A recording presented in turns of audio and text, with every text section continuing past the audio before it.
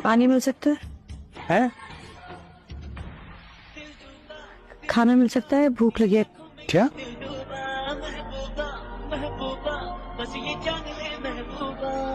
तो फ्रिज में केक पड़ा था ना, चॉकलेट, तो कॉफी के साथ अगर मिल जाए ना तो मजा आ। मैं बिजी हूँ, देखने ने खुद देर हो जाती।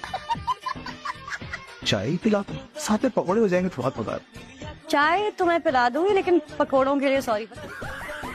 मतलब अपने गंदे कपड़े फर्श पे मत फेंकना। मैंने बहुत टाइम लगा के बहुत मेहनत से बाथरूम साफ किया।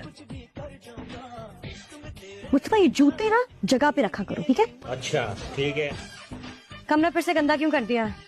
गंद फैलाना बहुत आसान है, लेकिन समेटना बहुत मुश्किल होता है, ठीक है? मैं तुम्हारी नौकरानी नहीं हूँ, तुमने मुझे नौकर ही अपना समझ लिया है।